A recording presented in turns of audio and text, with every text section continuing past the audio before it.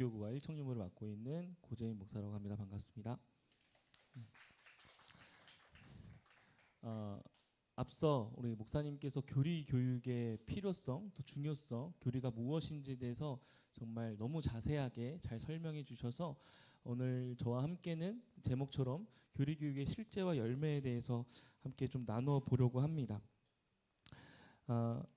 우리가 앞서 들었던 내용을 생각해 보면 교리 교육이 되게 중요한 것도 알겠고 필요한 것도 알겠고 그걸 왜 해야 되는지도 알았는데, 그럼 이제 이것을 우리가 어떻게 삶에서 적용하고 특별히 교사로서 아이들에게 어떻게 가르쳐야 할지에 대한 그런 질문들이 좀 많이 생길 것 같습니다. 그래서 이 교리 교육이 얼마나 우리 삶 가운데 유익하고 어떤 열매가 있어 왔는지와 또 어떻게 우리가 그러면 교사로서 살아가야 하는지에 대해서 함께 살펴보려고 합니다. 저는 개인적으로 이 사진이 마음에 안 들어서요. PPT를 준비했습니다. 찍은 사람이 문제가 아니라 찍힌 사람이 문제라서. 네, 네, 네, 제가 넘겼는데 뒤로 다 집백하신 거네요. 네, 저희 함께 우리 말씀을 함께 읽었으면 좋겠는데 에베소서 4장 13절에서 14절 말씀인데 여기는 13절만 되어 있는데요. 저희 교재 교환 보시면요, 13, 14절 있습니다. 에베소서 4장 13절에서 14절 말씀을 우리 함께 저와 같이 읽어보도록 하겠습니다. 읽겠습니다. 시작.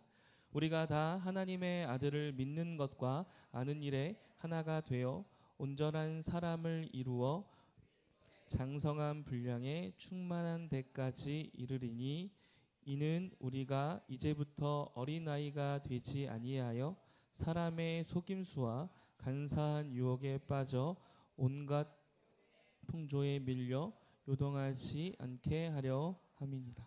아멘. 네, 우리가 교회란 어떤 것인가? 에베소서는요, 교회가 무엇인가에 대한 이야기를 담고 있는 책입니다. 교회가 어떤 곳이냐면 하나님의 아들을 믿는 것과 아는 일에 하나가 되는 것이 바로 교회입니다. 그러니까 교회가 하나님을 아는 것과 믿는 일을 위해서 애쓰거나 노력하지 않고 다른 것에 열심을 낸다면 우리는 성경에 비추어 봤을 때 그것을 우리가 교회라고 부르기 어렵다라는 것이죠.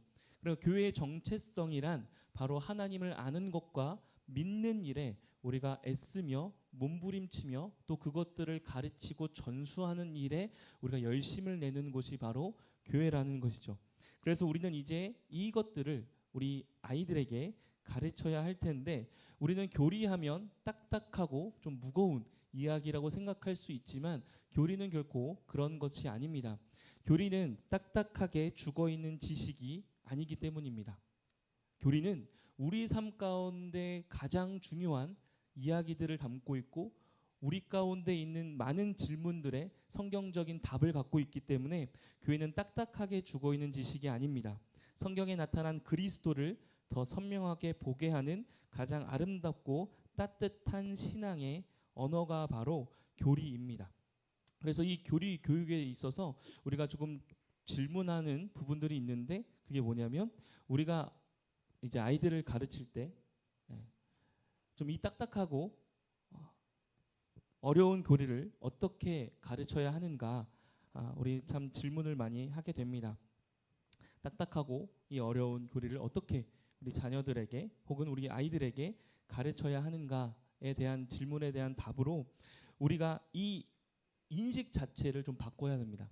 교리는 딱딱하고 어렵고 우리의 삶에 아무런 영향이 없고 어떤 유익이 없는 것이 아니라 우리 삶의 그 어떤 것보다도 지금 시급한 문제이며 중요한 이야기들을 담고 있는 실제적인 이야기이기 때문에 되게 우리 가운데 중요한 그런 교리라는 사실을 우리가 먼저 인식을 하고 있어야 합니다. 우리 자체가 이건 딱딱한 거야 라는 것 하나, 이건 지식적인 거야 라는 거 하나만 가지고 있으면 아까 고노일 목사님 말씀하신 것처럼 이 말씀이 살아있어서 우리 아이들을 변화시킬 거라는 확신이 없이 나아간다면 그것을 받아들이는 아이들도 그와 같이 확신 없이 그것을 들을 것입니다. 그래서 이러한 확신으로 우리가 아이들에게 나아가야 되는데, 이 교리 자체의 내용에 대한 문제는 하나도 없습니다. 참된 교회가 전통적으로 성경 전체 안에서 성경에 가지고 있는 이야기들을 고민하고 함께 나누면서 체계를 갖춰간 이 교리 자체에는 문제가 없는데, 아무리 바른 것을 가지고 있다 하더라도 그것을 전달하는 방식이 바르지 않으면 받는 상대방이 그걸 온전히 받지 못합니다. 그래서 우리는 지혜가 필요하는데 바른 내용은 반드시 바른 방식으로 전달되어야 합니다. 이 바른 방식이라는 거에 있어서 저는 이제 한 4가지 정도를 가지고 와봤는데요. 첫 번째는 사랑과 신뢰의 토양이 먼저입니다. 아무리 좋은 씨앗도 딱딱한 땅에 뿌리 내릴 수 없습니다. 아이들이 선생님을 신뢰하고 선생님이 나를 정죄하는 것이 아니라 사랑으로 세우려 한다는 것을 느낄 때 비로소 어려운 가르침도 들리기 시작합니다. 어떤 내 지식적인 정보를 전달하는 것을 위해서 급급하지 마시고 아이들과의 관계를 쌓으시고 그 안에서 아이들을 신뢰함으로 그 아이들에게 좋은 것을 주기 위한 사랑의 마음으로 가야 하는 것이죠. 그러니까 우리가 주중에 아이들을 신방하는 것이 매우 필요한 겁니다. 그러니까 우리가 아이들을 신방하는 이유는 단지 교회에 오기 위해서가 아니라, 아이들이 교회에 나오기 위해서가 아니라 그 아이와의 관계를 쌓아서 교리라는 사랑의 이 신학의 언어를 아이들에게 전달하기 위해 그 아이들과 관계를 쌓는 겁니다. 목적은 하나님을 아는 일과 믿는 일에 그 아이들에게 가르칠 수 있도록 하기 위한 것입니다. 그러니 우리에겐 일주일이라는 기회들이 있는 거죠. 주일이 지나고 나서 일주일 동안 그 아이들과 관계를 맺어가면서, 혹은 그 아이의 부모님과 관계를 맺어가면서 그 아이와의 관계를 쌓을 수 있는, 그래서 이 교리를, 하나님의 말씀을 전할 수 있는 기회가 우리에게는 매주 일주일마다 우리는 있는 거죠. 그때 우리는 신방하며 전화하며 관계를 맺어가야 합니다. 분명한 것은 그 목적은 이 교리를 가르치기 위해서, 하나님의 말씀을 올바로, 이 바른 말씀을 바르게 전달하기 위해서라는 사실을 기억하셔야 합니다. 두 번째로는 이것을 단순히 그 내용적으로 이 단어들을 그대로 사용해서, 물론 이거는 주일학교의 대상마다 다를 겁니다. 어떤 대상은 이러한 단어들을 알고 있기 때문에 그대로 전달해도 될 것이고, 또 모르는 친구들도 있을 것이고, 그래서 우리는 이 교리적인 단어나 이런 이야기들을 분쇄해서 재구성해야 합니다. 여기서 오해하지 말아야 될 것은, 여기서 분쇄하고 재구성한다고 했을 때 핵심적인 가치의 내용을 분쇄해서 재구성한다는 것이 아니라, 그것을 전달하는 과정에 있어서 우리는 그 아이가 충분히 먹을 수 있도록, 우리가 딱딱한 것들을 씹어서 넘겨줄 수 있도록 그것들을 잘 구성해야 되는 것이죠. 그래서 예를 들어서 우리 유초등부 아이들에게 전달할 때 양자됨이라는 교리적인 용어를 그대로 사용하기보다는 이 양자됨이란 단어를 던져주고 이것이 무슨 뜻인지를 더 명확하고 분명하고 그 아이가 알 수 있는 방식으로 우리가 분쇄하고 재구성해야 하는 것이죠. 그래서 어려운 교리의 단어를 분쇄해서 이 양자됨이라는 것이 우리는 하나님의 가족이 되었다라는 것에 이런 문장으로 바꿔서 아이들에게 전달해야 되는 것이죠. 그리고 세 번째는 그 아이들에게 우리가 이걸 다가갈 때 어떤 정죄로서 그 아이들이 이것을 모르고 있다라는 것, 그리고 이것을 아직 이 아이가 경험하지 못하는 거에 있어서 냉소적으로 다가가지 마시고 그 아이를 사랑하는 마음으로 그 아이가 잘 받아들일 수 있도록 위로로 다가가야 합니다. 특별히 하이델베르크 요리문답은 위로로 시작합니다. 우리에게 사나 죽으나 우리의 영원한 위로자는 누구십니까? 라는 질문으로 시작합니다. 그러니 우리가 그 아이들에게, 우리가 맡은 아이들에게 다가갈 때 당연히 이런 정죄가 아니라 위로하는 것으로, 그리고 그 아이가 받아들일 수 있을 정도로 다가가야 하는 것입니다. 마지막으로 우리가 현재 지금 아마 주일학교 전체 부서가 신약 성경을 가지고 말씀을 나누고 있는 걸로 압니다. 교리는 성경의 의미를 잘 드러낼 수 있도록, 성경 전체에서 성경 중심에 있는 내용을 잘 보여줄 수 있도록 도와주는 역할을 하기 때문에 우리가 아이들과 성경 공부, 공과 모임을 할 때 단순히 그 성경에 대한 이야기를 전달하기보다는 그 안에 담겨져 있는 교리적인 그 뜻과 의미를 깨달을 수 있도록 그것들을 전달해야 합니다. 그래서 지금 현재 신약 성경을 가지고 말씀을 나누실 때에 그 말씀과 이야기를 가지고 다가가시되 그 이야기가 가지고 있는 의미와 그 이야기 안에서 말하고 있는 교리적인 핵심 단어나 핵심 문장들을 가지고 아이들에게 다가가야 하는 것입니다. 이럴 때 우리에게 여러 가지 유익이 있습니다. 아이들에게 여러 가지 유익이 있는데 첫 번째는 여러 가지 예시 중에 한 5가지를 갖고 왔는데요. 견고한 신앙의 뼈대가 마련됩니다. 흔들리지 않고 끝까지 걸어갈 수 있는 견인의 신뢰, 견인의 위로가 생기게 됩니다. 그리고 두 번째로는 약속에 기초한 구원의 확신을 우리 아이들이 얻게 됩니다. 한 학생이 있었는데 그 학생이 이렇게 질문을 합니다. 목사님, 구원의 확신이라는 걸 제가 많이 들었는데 그런데 이 구원의 확신이라는 단어가 사실 더 불안한 거 아닙니까? 라는 질문을 했어요. 구원의 확신이라는 단어 자체가. 왜냐하면 내 안에 이 확신이라는 것이 어떤 때는 내가 기도하면서 내 안에 이 확신이 굉장히 크게 일르고 이 확신이 굉장히 굳건해질 때가 있는데 그때는 좀 괜찮은데 어떤 날에는 내 삶을 돌아보면서 혹은 내가 예배하면서 기도하면서 내 안에 든 이 확신의 마음이 조금은 누그러지고 오히려 불안감이 휩싸일 때 이 구원의 확신이라는 단어 자체에 있어서 저는 좀 더 불안합니다. 이것이 어떻게 확신이 됩니까? 라는 질문을 청소년 학생이 한 적이 있었습니다.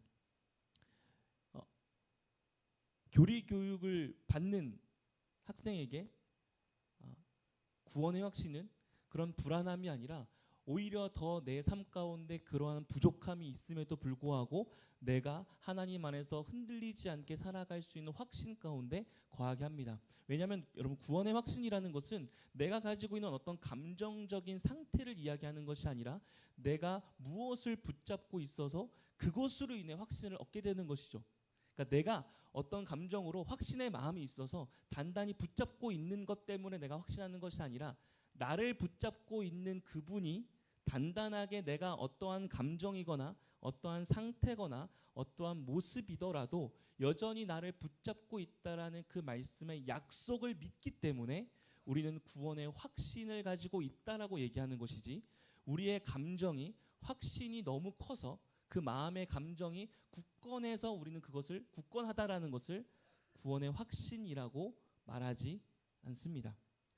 하나님이 우리를 구원하셨다라는 그 약속의 말씀을 우리가 믿는 거고 그로 인해 우리가 확신을 얻는 것이죠. 이렇듯 교리 교육을 통해 우리가 얻게 되는 유익들이 있는 것입니다. 구원의 확신. 그리고 세 번째로 우리는 참되게 예배를 드릴 수 있습니다. 이 교리 교육을 하게 되면 우리가 예배를 드리는 대상이 누구인지, 우리가 예배를 드리고 있는 그 하나님이 어떤 분인지를 우리가 확실하게 알고 깨달아 알아서 우리가 예배를 드릴 때에 그저 종교적인 의식행위가 아니라 모든 순서마다 우리가 그 안에서 하나님을 참되게 예배하는 기쁨이 뭔지를 누릴 수 있게 됩니다.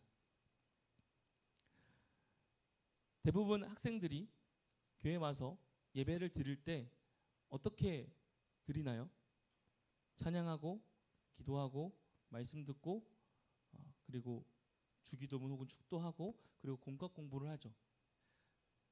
그저 그것이 예배 드리는 종교적인 형식, 어디에나 볼 수 있는 어떤 종교에서든 일어날 수 있는 형식으로만 그저 배우지 않고 그냥 그렇게 흘러간다면 그 모든 예배의 한순간순간들이 그냥 지나쳐버리는 종교적 행위가 되어버리는 거죠. 그런데 이 예배 자체가 얼마나 귀한 것이고 이 예배를 드리고 있는 우리가 예배 드리는 대상이 어떤 분이신지를 알며 그 모든 순서마다 가지고 있는 의미와 의도를 알고 있다면 그 예배 자체가 아이들이 드리는 예배다 하더라도 그 예배 자체가 정말 하나님께서 기뻐하시는, 하나님이 원하시는 참된 예배로서 드릴 수 있는 유익을 그 스스로가 느끼게 되는 것이죠. 또 어떤 청년이 이런 이야기를 한 적이 있습니다. 예배를 드리러 가는데 본인은 예배를 드릴 수 없다라고 이야기하는 거예요. 그래서 왜 예배를 못 드리냐라고 했을 때 저는 예배 드릴 자격이 없습니다. 제 한 주간의 삶을 돌아보니 예배 드릴 자격이 없습니다라고 얘기하는 청년이 있었습니다. 정확히 이 성경에서 말하고 있는 예배가 무엇인지, 우리가 왜 예배를 드릴 수 있게 되었는지, 우리가 어떻게 예배를 드리며 이 예배가 가지고 있는 것이 무엇인지를 명확하게 모른 상태로 그저 예배를 드릴 때 내가 무언가 감정적으로 하나님께 드릴 만한 자가 되어야지 드린다라는 이 단편적인 이야기만 가지고 이 친구가 그 예배에 대한 기쁨을 누리지 못하는 것이죠. 아까 이야기했던 구원의 확신에 대한 이해가 부족했던 그 청소년과 예배에 대해서도 정확한 이해를 가지고 있지 못했던 이 청년은 같은 인물입니다. 저예요. 제가 청소년부 때 그렇게 목사님께 질문을 했었습니다. 구원의 확신에 대해서 불안합니다.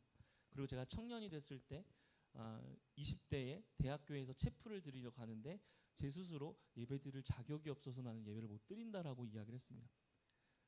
저만 하더라도 교회 생활을 나름 오래 했는데 명확한 교리 교육이 없는 상태로, 명확한 성경에 대한 이해가 없는 상태로 그렇게 자라갔고, 심지어 저는 어떤 상황이냐면 신학교에서 신학과를 전공한 상태로 20살에 예배를 드리러 갈 때 난 예배를 드릴 자격이 없다라고 얘기하면서 예배를 드리지 않겠다라고 채플 시간에 나오게 되는, 진심으로 진지하게 고민했던 경험이 있습니다. 여러분, 이렇듯 교리 교육을 하지 않았을 때에, 그러니까 성경에서 이야기하고 있는 것이 무엇인지를 우리가 체계적으로 배우지 않았을 때에 일어나는 문제점이 있고, 반대로 이것을 배웠을 때에 우리가 누릴 수 있는 기쁨들이 삶 가운데 있는 것이죠.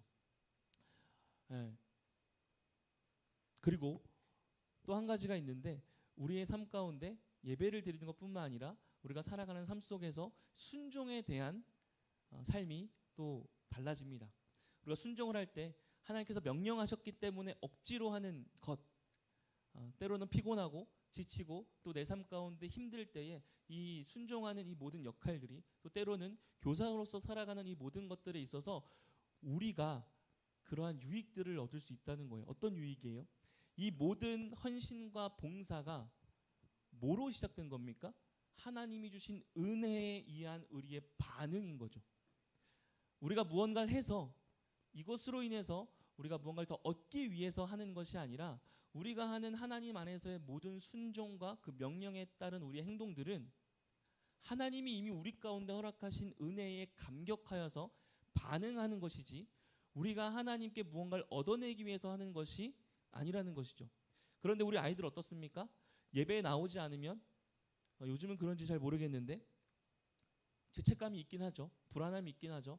그러면서 한 주 살아갔을 때 약간의 잘못된 일들이 일어나면 내가 하나님께 예배드리지 않아서, 내가 뭔가 순종하지 않아서, 내가 뭔가 하나님 말씀대로 살아가지 않아서 그런 두려운 마음만 있는 것이죠. 또 반대로 내가 예배를 드렸기 때문에, 내가 헌금을 했기 때문에, 내가 순종을 했기 때문에 무언가 하나님이 보상을 주셔야 되지 않는가라는 생각을 가지고 신앙생활을 합니다. 이 친구에게 있어서 신앙생활은 그럼 어떤 겁니까? 기브 앤 테이크겠죠. 그 안에 기쁨이 있겠습니까? 그 안에 하나님이 주시는 정말 참된 위로와 기쁨과 감사가, 성경에 이야기했듯이 범사에 감사라는 그 감사가 그 학생에게는 감사하지 못하면 하나님 앞에 벌받고, 감사하면 하나님께 복을 받는 그런 수단이 되지 않겠습니까? 그러니 이 교리 교육을 통해서 얻게 되는 유익들이 참으로 많다는 것이죠. 마지막으로 한 가지 더, 우리 아까 권호일 목사님 말씀하신 것처럼 요즘 이 교리 교육을 어디서 정말 많이 하냐면 이단에서 정말 많이 합니다. 이단은 이 교리 교육이라는 체계를 가지고 많은 것들을 가르치고 그 체계 속에서 키워가죠. 그리고 요즘에 유튜브도 정말 많이 있습니다. 그러다 보니 학생들이 쉽게 조금이라도 관심을 가진다면, 질문이 있다면 유튜브나 SNS나 여러 매체를 통해서 잘못된 지식과 정보들을 가지고 그 안에서 잘못된 신앙생활을 하게 되는 그런 우려가 당연하게 생겨나는 것이죠. 이단들이 있고요. 그 이단들 안에서 성경을 해석하는 것들이 생겨나고, 그로 인해서 잘못된 신앙관을 가지고 잘못된 생각과 잘못된 모습으로 교회 생활 또 신앙 생활을 할 수 있게 되는 겁니다. 이러한 참 많은 어려움들이 있고 또 반대로 이런 것들을 통해서 교리 교육을 통해서 우리는 참 많은 것들을 우리 아이들에게 유익으로 줄 수 있는 겁니다. 예배를 드리는 기쁨을 우리가 줄 수 있고요. 하나님을 믿는 기쁨을 줄 수 있고 삶 가운데 어렵고 힘든 삶 가운데서도 하나님이 약속하신 것을 붙잡아 가면서 하나님과 동행하는 기쁨을 우리 아이들에게 가르치고 전달할 수 있는 겁니다. 자, 그렇다면 우리 교사로서 우리는 무엇을 해야 합니까? 한번 질문해 보겠습니다. 교사로서 가장 먼저 해야 할 일은 무엇입니까? 교리 교육이 필요하다는 걸 알았고 교리가 무엇인지 알았고 교리에 대한 유익을 우리가 알았는데 그러면 교사로서 가장 먼저 해야 하는 일은 무엇입니까? 교사는 먼저 교리를 깊이 맛보고 누리는 경험을 해야 합니다. 우리 아이들에게 무언가를 전달하기 전에 우리가 먼저 교리 교육을 받고 그 교리 교육 안에서 교리가 무엇인지를 스스로가 깨닫고 그로 인해 얻게 되는 유익을 삶에서 먼저 경험해야 하는 것이죠. 보시면 뭐 요리하는 게 있고 요리사가 있고 수영이 있고 또 운전이 있습니다. 혹시 여기 뭐 수영을 배워보신 분 계십니까? 오, 네, 네. 좀 오래 배우셨나요? 혹시 요리 좀 하십니까? 요리 좀 요리 다 못하시나요? 박혜도 장로님 잘하시네. 이 많은 여성분들을 뚫고 이제 네, 그럼 제일 잘하시는 걸로. 네. 운전도 대부분 하실 거라 압니다. 여러분 누군가가 요리를 가르쳐 달라고 하고 누군가가 수영을 가르쳐 달라고 하고 누군가가 운전을 가르쳐 달라고 하면 여러분 가르칠 수 있으십니까? 못 하십니까? 네, 가르칠 수 있습니다. 얼마나 배우셨나요? 수영을 배우셨다면 얼마나 배우셨나요? 운전을 배우셨다면 얼마나 배우셨습니까? 우리는 한 2년, 3년만 이런 것들을 배운다 하더라도 다른 사람에게, 상대방에게, 모르는 사람에게 이런 것들을 충분히 가르칠 수 있는 지식과 경험을 가지고 있습니다. 한 2년, 3년만 배워도 옆에 사람에게 충분히 운전을 가르칠 수 있고요. 수영을 가르칠 수 있고요. 요리를 가르칠 수 있습니다. 여러분들의 신앙의 연수는 어떻습니까? 여러분들의 신앙의 연수요.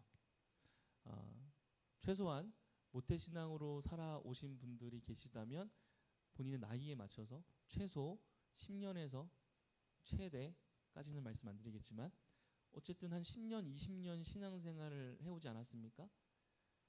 여러분들이 만나는 아이들에게 교리를 가르칠 수 있으십니까? 믿음이 뭐냐라는 질문에 믿음을 설명할 수 있으십니까? 구원이 뭐냐는 거에 대해서 구원을 설명할 수 있으십니까? 왜 우리는 2년, 3년 정도 수영과 운전을 배우면 그걸 충분히 가르칠 수 있는 지식과 경험과 삶의 노하우들이 있는데 왜 우리는 20년, 30년 신앙생활을 하면서 그럼에도 불구하고 왜 우리 아이들에게 혹은 내가 만나는 사람들에게 구원이 무엇이고 믿음이 무엇이며 기도가 무엇이고 예배가 무엇인지 이거를 분명하고 확신 있게 말하지 못할까? 네. 되게 단순합니다. 우리가 그 일에 아는 일과 믿는 일에 우리가 시간을 쓰거나 그 유익을 누리며 살아가지 못하기 때문입니다. 그렇기 때문에 교사는 먼저 이 일에 전념해야 합니다. 교리가 무엇인지를 알고 교리의 내용을 알고 그 교리가 내 삶 속에 어떤 유익으로 작용하고 있는지를 몸소 경험해야죠. 수영을 아무리 수영에 대한 지식이 풍부하더라도 내가 스스로 수영을 할 수 없는, 수영을 해본 경험이 없는, 그 삶을 누려본 경험이 없는 자가 어떻게 수영을 가르치겠습니까? 그렇죠? 말로는 가르칠 수 있겠죠. 오른손을 왼손을 음파라는 걸 가르칠 수 있겠지만 그 삶의 경험을 통해서 옆에 사람의 손을 붙잡고 판을 잡고 손을 끌어주면서 가르치려면 스스로가 물속에 들어갈 수 있고 물에서 헤엄칠 수 있는 능력이 있어야 하지 않겠습니까? 그러니 교사로서 가장 먼저 해야 하는 것은 우리가 먼저 교리에 대해서 알고 그 성경 전체의 내용에서 말하고자 하는 의미들의 핵심적인 것들을 체계적으로 배우고 알며 그리고 그 안에 잠기는 경험을 해야 합니다. 구원의 확신 속에서 그 구원의 확신이 얼마나 나에게 위로가 되는지를 내 삶 속에서 경험하며 예배를 드릴 수 있는 것이 얼마나 값진 일이며 구약의 성도들은 가지 못했던 그 지성소 안에 하나님과 대면하여서 예배드리는 그 기쁨이 뭔지를 알고 감히 나라는 존재가 하나님이란 고귀하고 거룩하신 하나님께 기도하며 나아갈 수 있다는 이 기도가 도대체 어떤 것인지를 알고 그것이 나의 삶 가운데 허락되었다라는 것이 얼마나 값지고 귀하며 나의 유일한 위로자가 예수님 한 분입니다라는 고백이 얼마나 값진지를 스스로가 알고 경험해야 그것을 우리가 아이들에게 알려주고 보여줄 수 있지 않겠습니까? 여러분들의 신앙이 어떤지를 점검해 보셨으면 좋겠습니다. 내가 어디까지 지금 답을 할 수 있고 내가 어디까지 그 답에 대한 삶을 보여줄 수 있는지를 확인해 보시고 나에게 부족한 것들, 아직도 답이 되지 않은 것들을 아시는데 노력하시고 또 그 삶으로서 가야 되는 것이죠. 네.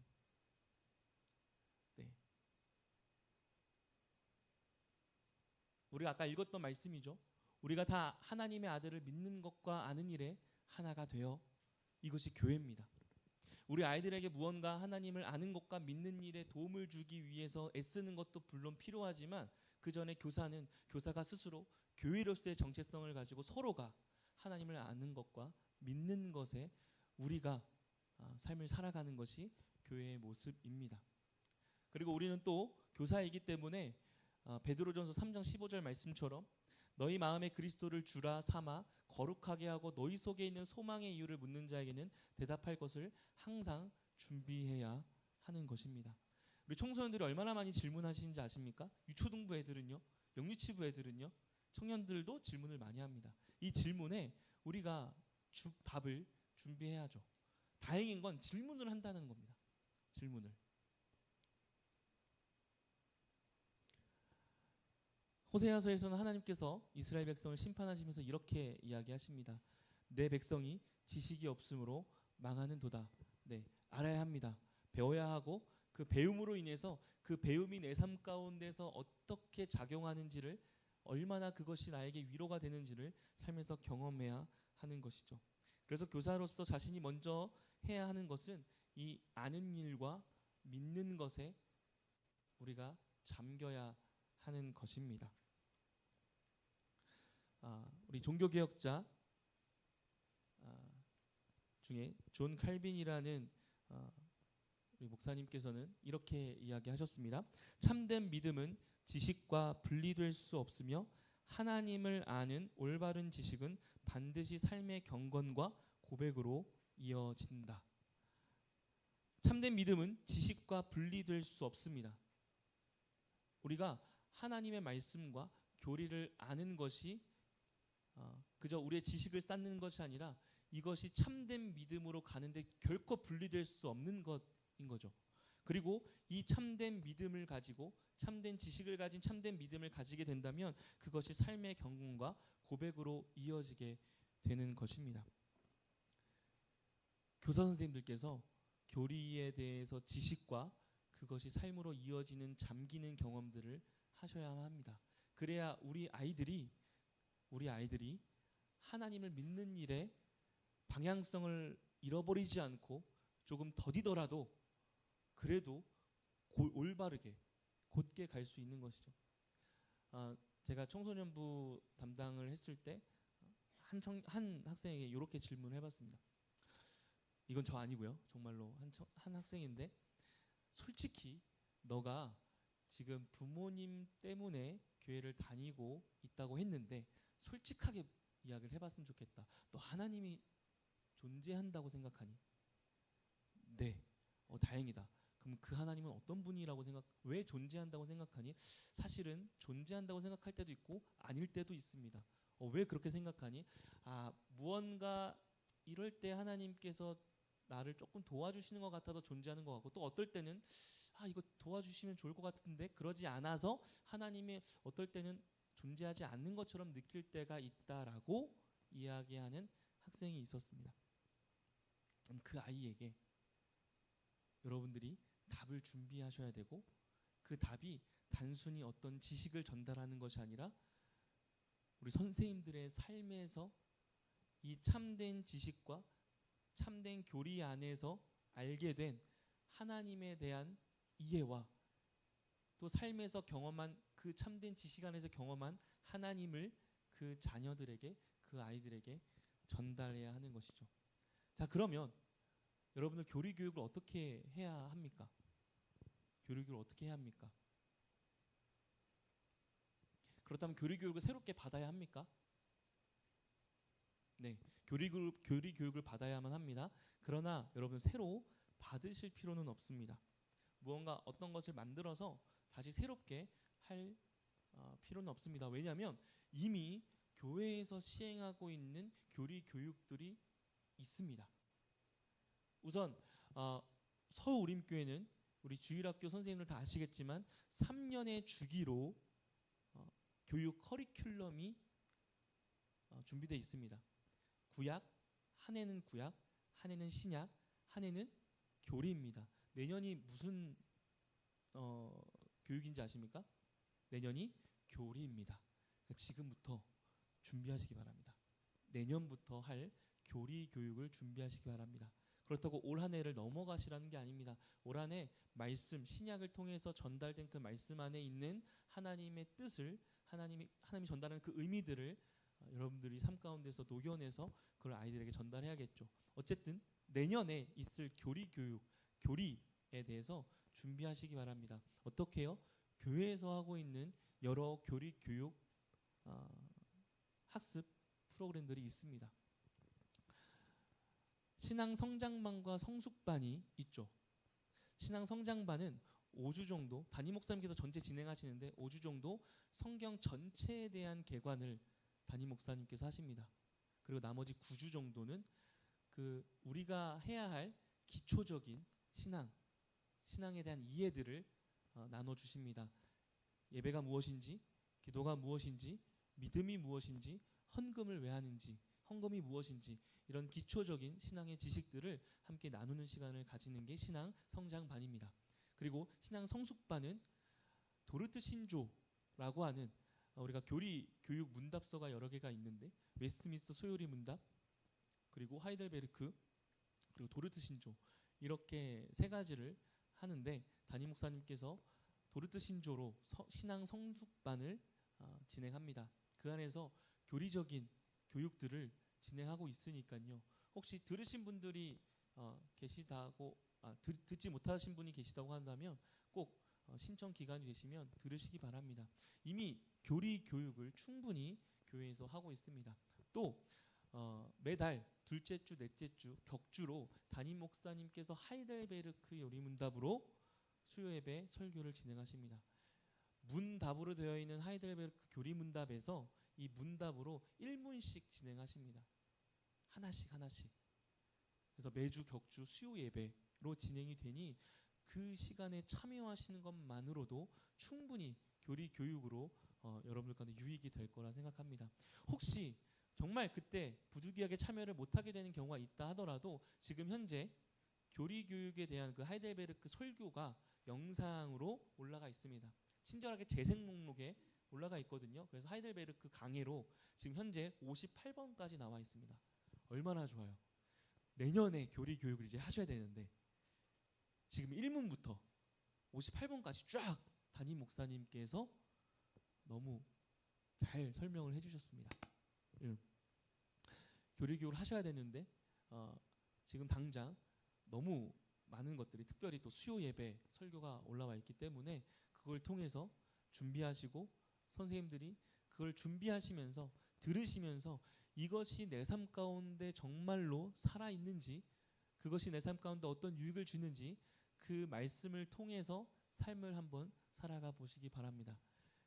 구원의 불안함이 아니라 구원의 확신 가운데 살아가는 그 기쁨이 얼마나 큰지, 그리고 예배를 드리며 나아가는 그 모든 한순간순간이 얼마나 귀한지를 우리 삶 속에서 경험하며 그것을 전달하시기 바랍니다.